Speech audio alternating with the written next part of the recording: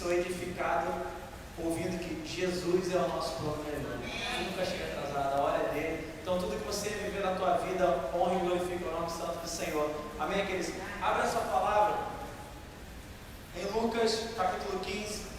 E antes só que vale a observação, o pastor Hélio está pregando no aniversário da Igreja Metodista do Rio da Prata, né? Então nós vamos orar por ele no final também. Sei que lá tem sido um meio de graça, um tempo de comunhão também, através da vida dele, naquela comunidade de fé.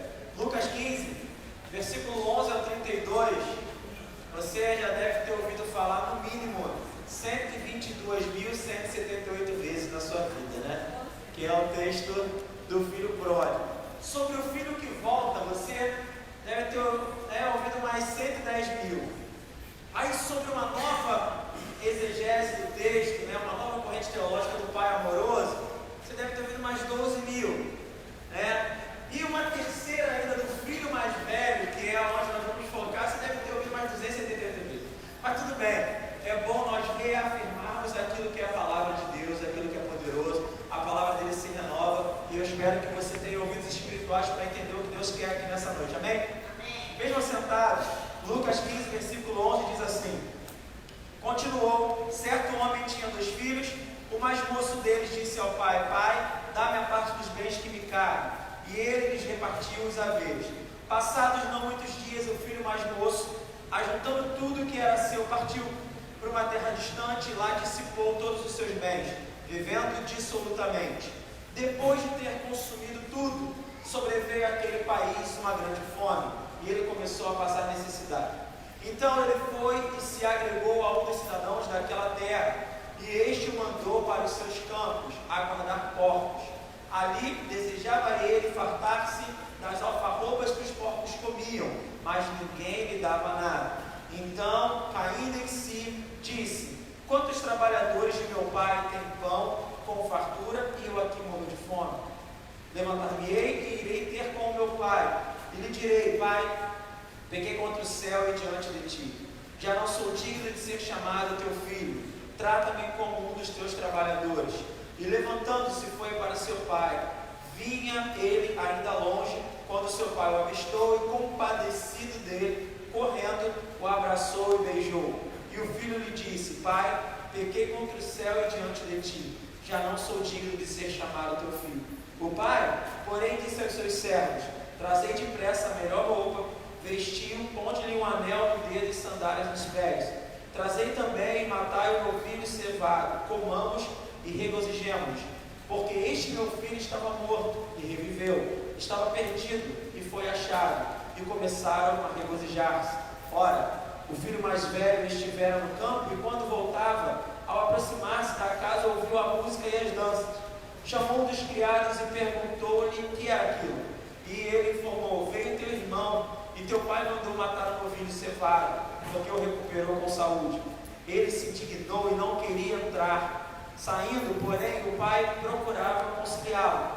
Mas ele respondeu ao seu pai: há tantos anos que te sirvo, sem jamais transgredir uma ordem tua, e nunca me deste um cabrito sequer, para alegrar-me com os meus amigos. Vindo, porém, esse teu filho que desperdiçou os teus bens com meretrizes, tu mandaste matar para ele o novilho cevado. Então lhe respondeu o pai: meu filho, tu sempre estás comigo, tudo que é meu é teu. Entretanto, era preciso que nos regozijássemos e nos alegrássemos, porque esse teu irmão, ele estava morto e reviveu, ele estava perdido e foi achado. Amém, queridos? É um texto muito conhecido, e que Deus colocou no meu coração para essa noite são 3 pontos dentro desse texto. O primeiro, quando você percebe, é o que mais você conhece: é o filho que volta o pai. É o filho que, a partir de arrependimento, fé, ele gera, ele consegue viver a salvação. E aonde fica descrito isso no texto? Fica descrito lá: primeiro, o filho, ele pega tudo que ele tem e ele sai. Só que ele gasta, o texto diz dissolutamente. Ele gasta sem responsabilidade, ele gasta de qualquer jeito. E quando ele percebe, ele estava alimentando os porcos, e ele fala assim: como eu queria isso que os porcos estão comendo, porque eu me vejo em grande necessidade. E só de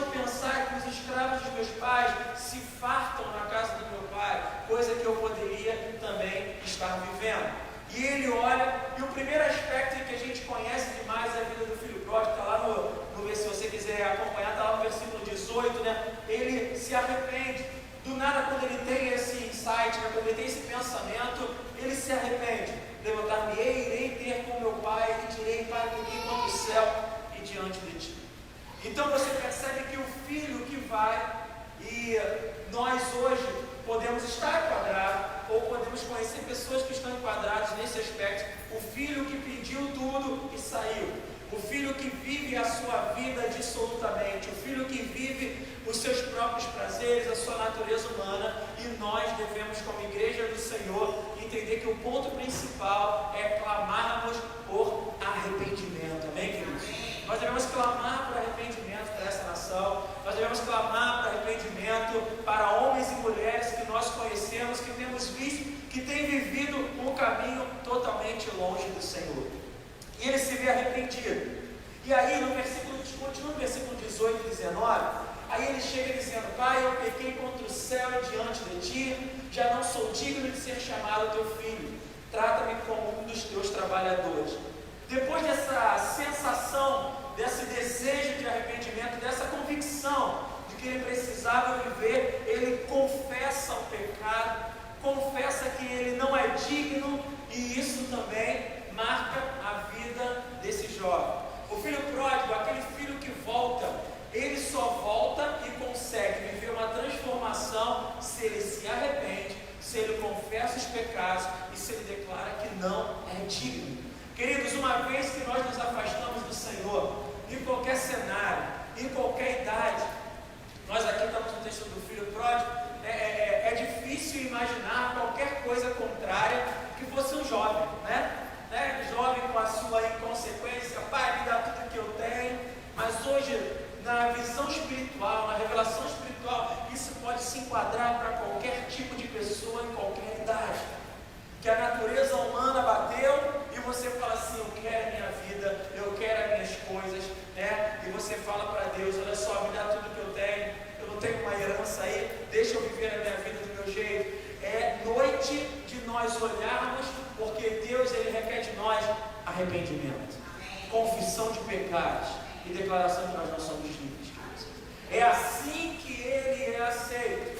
O filho pródigo, ele tem exatamente tudo isso no coração dele. Olha só o que eu estou vivendo.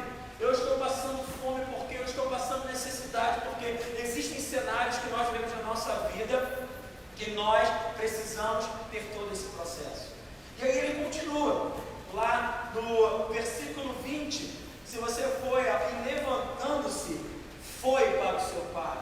Eu achei muito legal, no dicionário teológico que eu estava lendo, esse foi significa que, além de se arrepender, além de ele confessar o pecado e declarar que ele não era digno, ele se converte ao pai. Esse foi, no texto original, tem um sentido de conversão. Quando ele volta, ele se converte ao pai. E levantando-se, foi para o seu pai, convertido ao pai. O filho pródigo, ele declara exatamente isso. Olha só, eu me deixei levar pela minha natureza humana, mas hoje eu sou arrependido. Eu sei dos pecados que eu tenho. Eu não sou digno de entrar na presença do meu pai, mas dele eu me entrego totalmente. Essa é a postura de quem quer ver a glória de Deus. Essa é a postura de quem quer viver arrependimento e fé que gera salvação. Queridos, nós podemos sentir a presença de Deus, ficarmos emocionados e até participarmos de alguma comunidade de fé, mas se o nosso primeiro aspecto, se o nosso primeiro momento não for de arrependimento, nós só conseguimos ficar um certo tempo. O que te cria raiz na casa de Deus, o que te cria raiz no chamado, no ministério, no propósito que Deus tem na tua vida, é o propósito de arrependimento. Porque arrependimento significa, queridos, que nós não apenas paramos de fazer o que é errado, mas nós mudamos totalmente o rumo da nossa vida. Né? Quando eu falava com o cobrador de impostos, olha só, se arrepende de fazer isso que você está usurpando.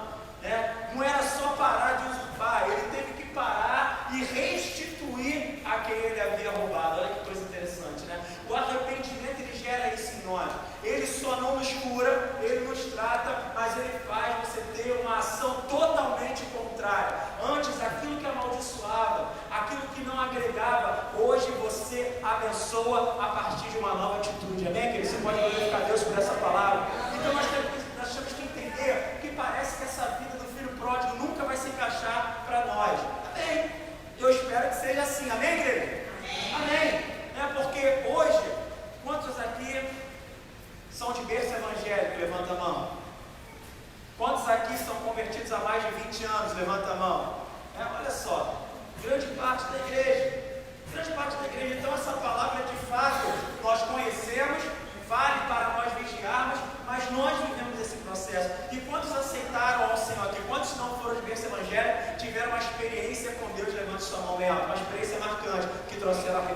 nascimento. É isso. Eu garanto que se eu perguntar qual foi a data que Jesus tocou o teu coração e você se lembra, você realmente se arrependeu, confessou o seu pecado, declarou que não era digno, mas ao mesmo tempo se lançou aos braços do Pai, com certeza você vai lembrar, porque isso é algo marcante na nossa vida, né? É igual aquela data, né? Eu sou de uma época, eu posso não ser de tanta idade assim, né? Que eu estou com 22 anos. Pastor, eu não entendi a risada da igreja como um todo, né? Tudo bem. Quem fala o que quer, ouve o que não quer, né? A pastora Eliana me dá uma moral com a sua mente de 36, 37, que é a minha idade. Seu corpo está de 22. É bom ter amigos assim, né? Mas então, quando nós vivemos essa experiência do arrependimento, eu sou de uma geração. Quem aqui está anotadinho na Bíblia aí a data do batismo? Levanta a mão. Eu sou dessa época sim, isso. Está ali guardadinha ali a data do batismo. É a data que você foi marcado. Uma nova vida aconteceu em você. O filho pródigo ele vive isso. E graças a Deus que nós profetizamos nessa noite que todos nós vivemos isso em nome de Jesus. Há uma data que é marcante no nosso coração. Há uma data que nós estávamos nos vendo em necessidade e falamos: Pai, eu pequei contra Ti. Eu confesso os meus pecados, não sou digno de Ti, mas eu quero a Tua presença e nós nos lançamos ao Pai. E aí a gente acaba com o primeiro ponto de vista, o do filho pródigo. E ele é abençoado, nós conhecemos o final da história. Porém, há uma visão do pai amoroso. A história só se conclui porque muitos defendem que essa parábola do filho pródigo poderia ter mudado a nomenclatura, poderia ter ido para a parábola do pai amoroso. Porque de fato, queridos, olha aqui para mim, prometo que a gente vai acabar em 8h45, 50. Eu sei que está cansada, as mulheres então, coitadas, eu estou vendo que elas estão quase com o pregador fazendo assim, ó, para ficar dentro. Amém. Igual a gente brinca no futebol, dá um gás que hoje você vai ser abençoado. Então, quando você vê, realmente, responde para mim, o que é mais impactante nessa história?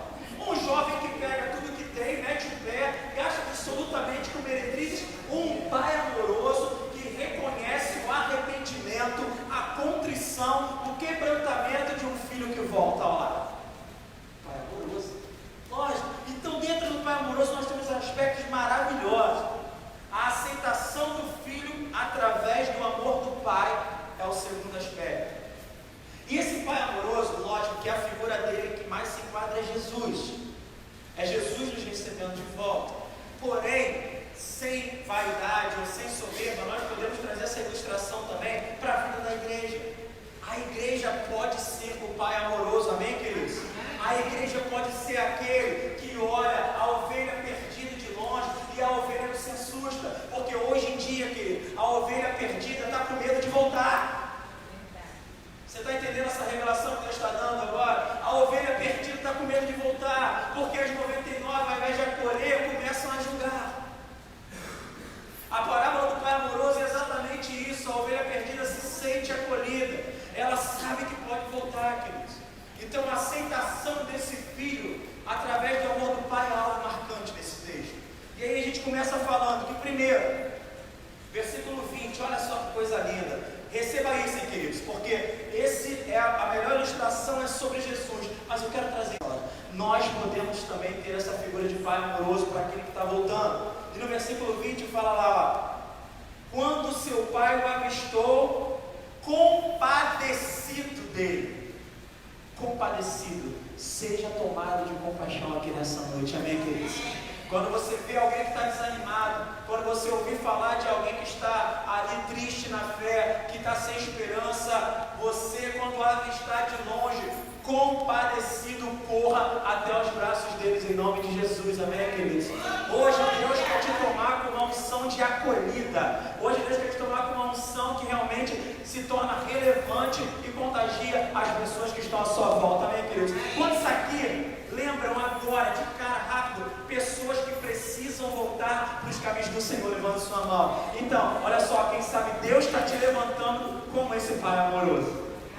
Eles são filho pródigo, vão olhar para você, olha só, eu pequei contra Deus, eu quero ir na tua igreja, eu quero receber a ministração, ora por mim.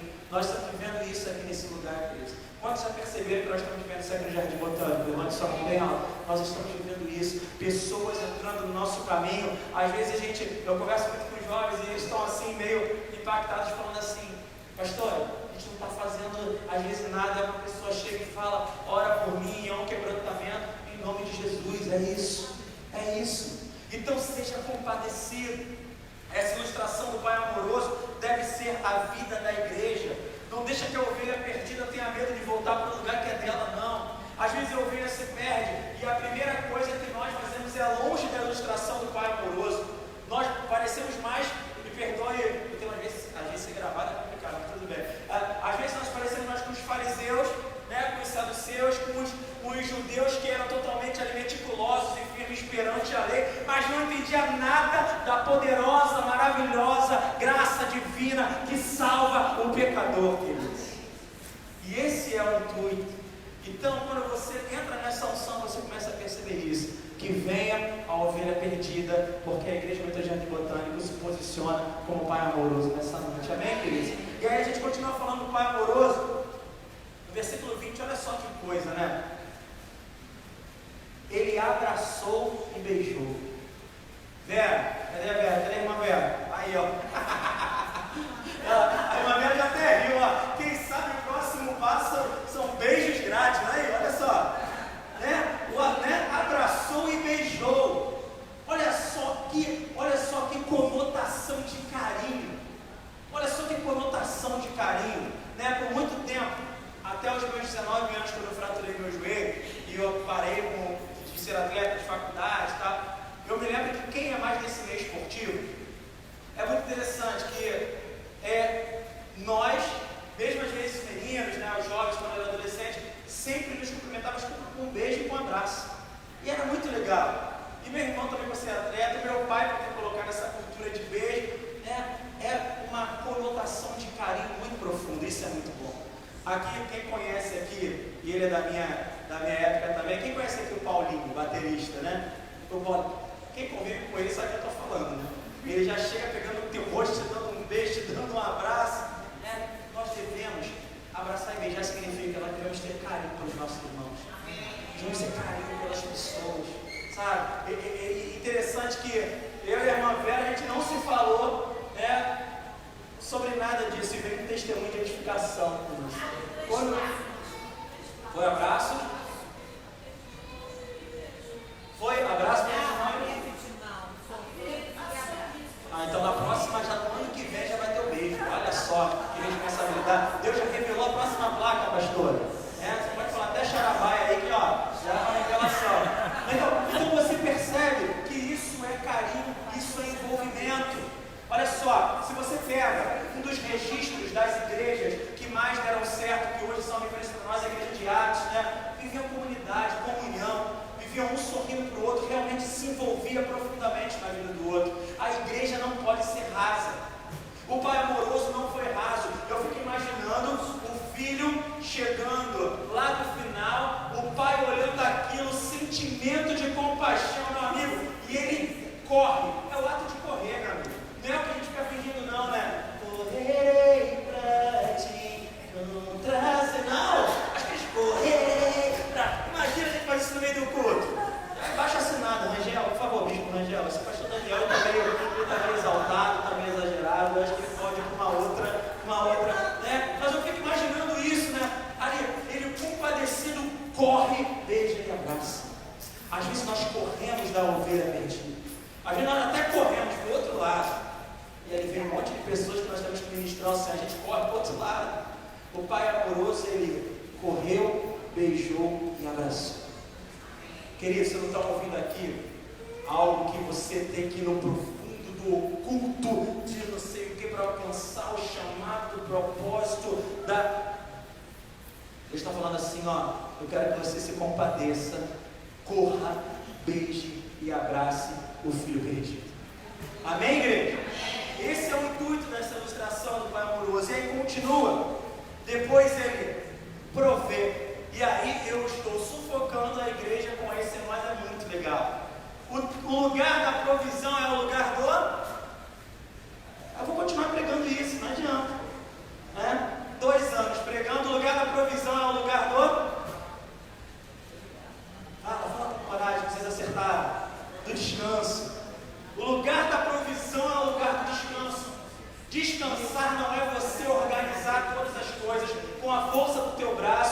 que, não, agora eu vou descansar pelo certo. Não, descansar é, eu confio em Deus e sei que Ele é todo poderoso para suprir aquilo que eu preciso, amém, queridos? Então o Pai amoroso, Ele provê. O Pai amoroso, Ele provê, e olha só que simbologia linda. Fala que Ele provê com a melhor roupa. Abra aí rapidinho em Mateus 22:11, porque essa melhor roupa é a mesma que cita lá em Mateus 22:11. Entrando, porém, o rei para ver os que estavam à mesa, notou ali um homem que não trazia a sua veste oficial. E aí você vai entender que essa veste simboliza a justificação com a qual Cristo revestia as pessoas que aceitavam o dom gratuito da salvação. Ou seja, eram vestes especiais. A melhor roupa tinha a ver com isso. Logo depois, ele dá o anel. O anel era um símbolo de reconciliação e autoridade. Olha só que coisa. A igreja, quando recebe o filho perdido, né, ela tem como cuidar sendo provisão. Mas lógico que nesse terceiro aspecto a melhor ilustração realmente é de Jesus para nós. Toda vez que nós voltamos para Ele, nós temos a melhor roupa, um anel, que é um símbolo de reconciliação e autoridade. Nós recebemos sandálias. E por que esse texto fala sobre as sandálias? Como você já conhece essa história, você sabia que sandálias eram usadas apenas pelos homens livres, porque o escravo não usava sandália. Então era uma liberdade que você tinha. E por último, ele deu a festa, que era o maior símbolo de comunhão. E graças a Deus isso é forte até hoje, não é verdade? Crente, quando se junta, é festa toda hora, né? Vamos ali queimar uma carne, vamos ali comer uma pizza, vamos ali fazer um cachorro quente. Não falta comida, não falta festa, não falta comunhão. Que essa ilustração do Pai amoroso seja o nosso desejo. Seja o desejo do nosso coração enquanto igreja. Abraçarmos e beijarmos e provermos. E também quando nós estivermos na posição do outro lado, aos pés do Senhor, entenda, você é filho e filha amado.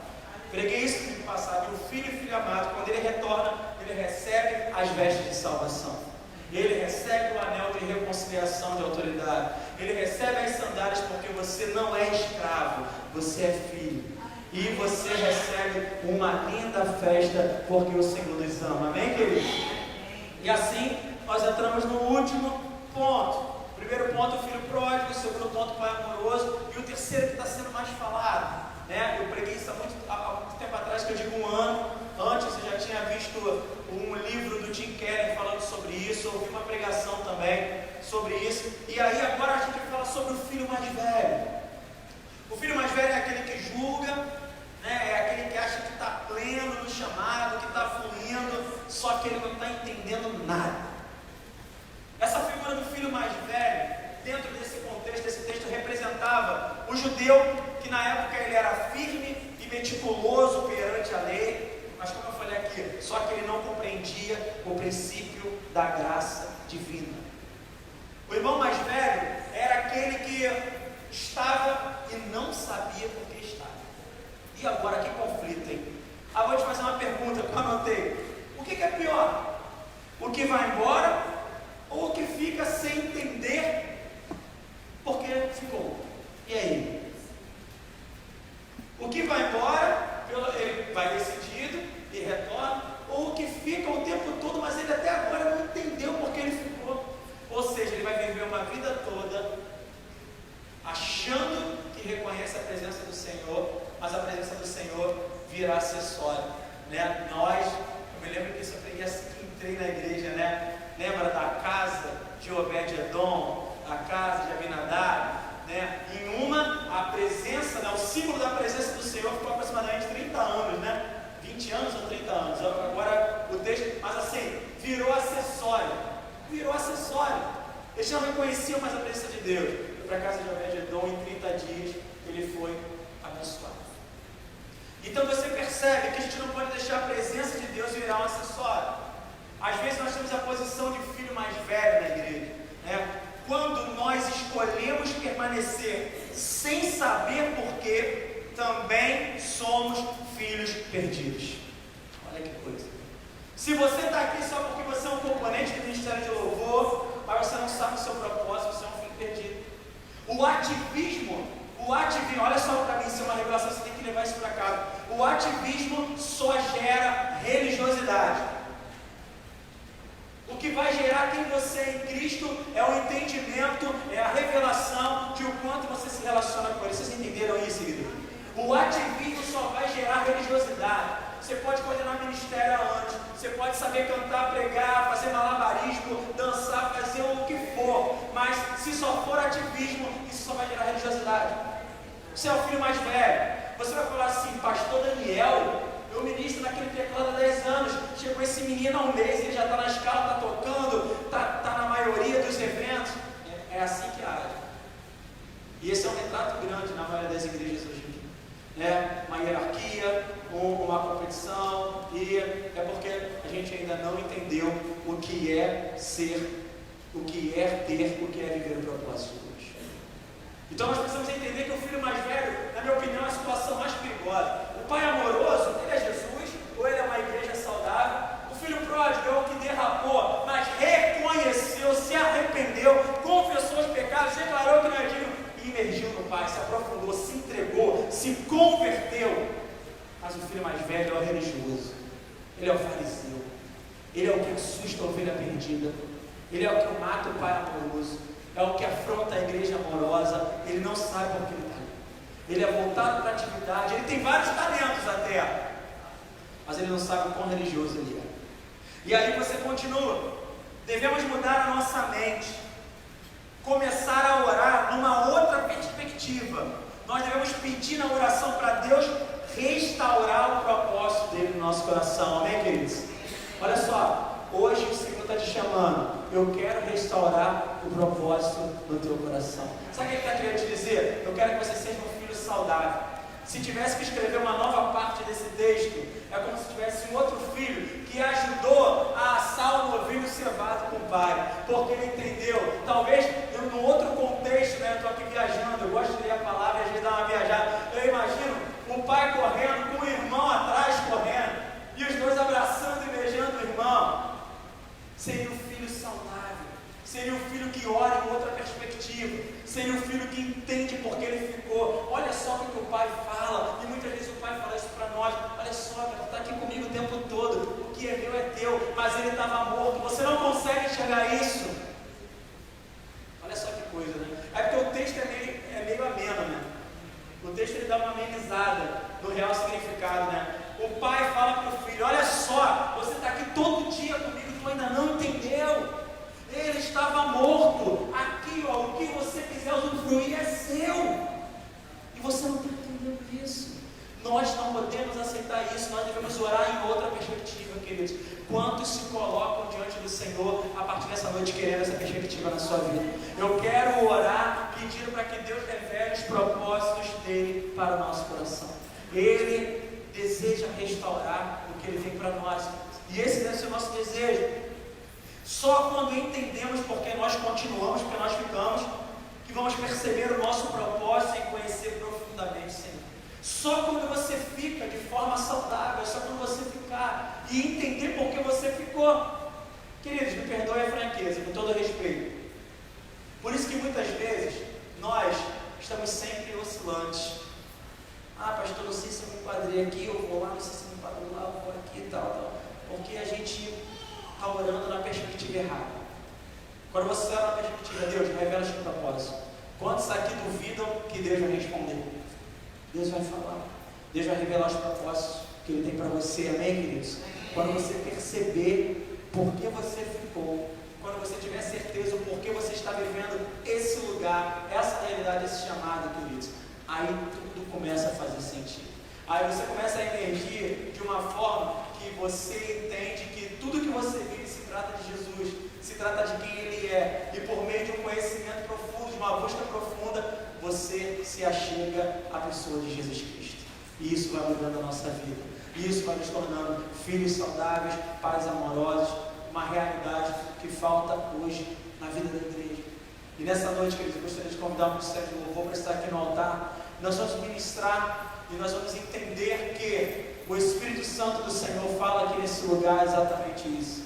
Filho pródigo, pai amoroso e o filho mais velho que não entendeu nada. Só que hoje nós queremos um novo quadro. Nós queremos ser filhos e filhas que entendam a mensagem de Deus. Eu te convido a ficar de pé nesta noite. Eu sei que você pode, como eu falei, o exemplo das mulheres, talvez do retiro, que eu sei que é cansativo, mas nós estamos muito bem ali no horário, então eu gostaria que você fechasse os seus olhos. E enquanto nós estamos cantando, que o Ministério do Louvor preparou, eu não sou muito de fazer esse tipo de apelo, mas eu gostaria que, se pudesse, todos aqueles que sentem no coração e ser relevante, mudar essa geração, viessem orar no altar do Senhor. E a pastora Eliana, o Ministério de Oração, vai estar ajudando, vai estar ungindo você. Nós vamos estar cantando, e todos aqueles que sentem no coração, eu entendi essa palavra e eu quero isso para mim. Você tem o privilégio de vir no altar do Senhor e declarar isso. Lembre, eu sei que Deus é poderoso para fazer você aí no seu lugar. Mas o primeiro passo do filho pródigo foi arrependimento. O primeiro passo do pai foi sair correndo. Às vezes é necessário que nós venhamos a revelar a nossa parte do desejo por Deus. Então, se você tem certeza do teu chamado, do propósito que Deus tem no teu coração, você vai vir no altar do Senhor nessa noite e vai falar assim: Deus, restaura o propósito, reafirma o propósito. E eu disse que eu não sou muito de fazer esse apelo, que eu acho que essa noite é um apelo para todos. É um apelo de você se tornar cada vez mais relevante, um ministro do Senhor, um pai amoroso, uma igreja saudável, um filho saudável. Enquanto nós estamos cantando, você pode sair do seu lugar e a pastora e o Ministério de Oração estará ungindo a sua vida. Aleluia. Estávamos desde o princípio. Oh Deus, Eterno tu és, Senhor. e quando você vier, se você vier ao altar, fala assim: ó, eu quero ser relevante como Cristo. Eu não quero ser um ativista religioso. Não, Deus, tira isso de mim. Eu não quero ter tantos talentos, mas se isso não gerar o teu caráter, oh Espírito Santo, toca o meu coração. Restaura os propósitos na minha vida.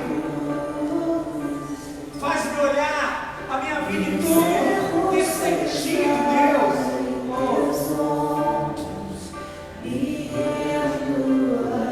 Nós chegamos a Ti, Senhor. O que posso dizer? O que posso fazer?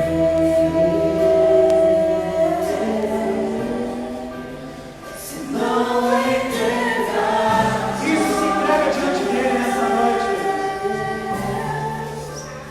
meu coração. O que posso dizer? O que posso dizer?